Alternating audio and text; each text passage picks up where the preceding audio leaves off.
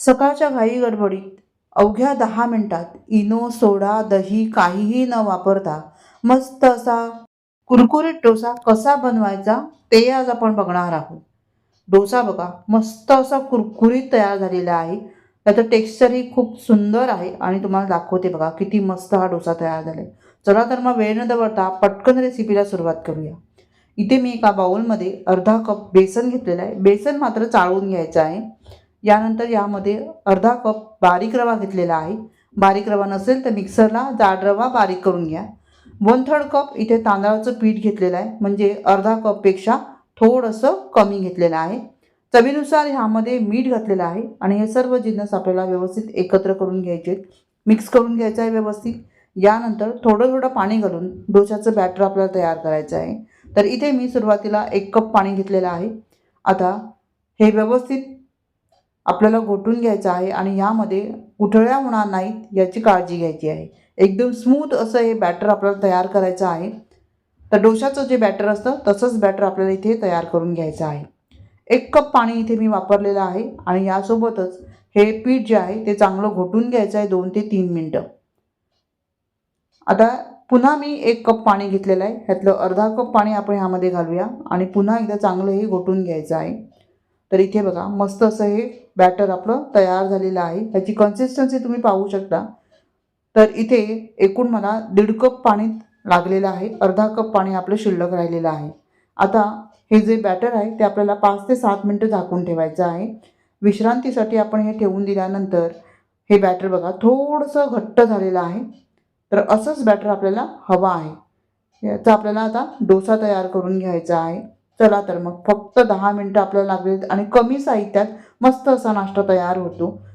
इथे मी तवा प्रीहीट करायला ठेवलेला आहे आणि 1 थेंब आपण ह्यामध्ये तेल घातलेलं आहे. तेल चांगलं पसरवून घ्यायचं, एक्स्ट्राचं तेल काढून टाकायचं. तवा चांगला स्वच्छ करून घ्यायचा. पाणी शिंपडायचं म्हणजे तवा किती गरम आहे हे आपल्याला कळेल आणि स्वच्छ करून घ्यायचा. यानंतर बॅटर जे आहे ते चांगलं ढवळवून घ्यायचं आणि 1 पळी बॅटर मी ह्याच्यामध्ये घातलेलं आहे आणि याचा आपण आता डोसा तयार करणार आहोत. चांगलं असं गोल गोल फिरवत राहायचं म्हणजे मस्त असा डोसा आपला तयार होतो. बघा किती सुंदर डोसा तयार झालेला आहे.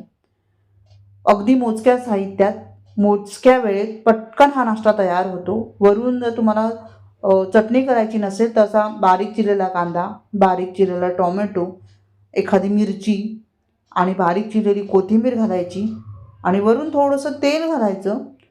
तर चटणी करण्याची गरज नाही आहे. तुम्ही असंच ह्याला मस्त असा फोल्ड करून खाऊ शकता. एकदम कुरकुरीत तयार होतो.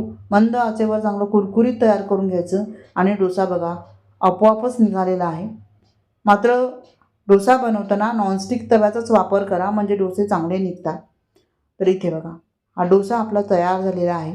एकदम कुरकुरीत आणि मस्त असा डोसा आपला तयार झालेला आहे.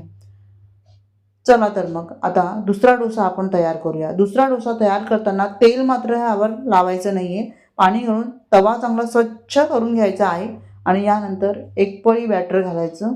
पुन्हा मस्त असं गोल गोल गोल गोल फिरवायचं. सुंदर असा आपला हा बेसनचा पेपर डोसा तयार होतो. मंद आच ठेवायची आणि मंद आचेवर कुरकुरीत तयार करून घ्यायचा आहे. आता यावर थोडंसं तेल घालायचं म्हणजे मग काय बटरही तुम्ही वापरू शकता. डोसा मस्त असा शाईन तयार होतो.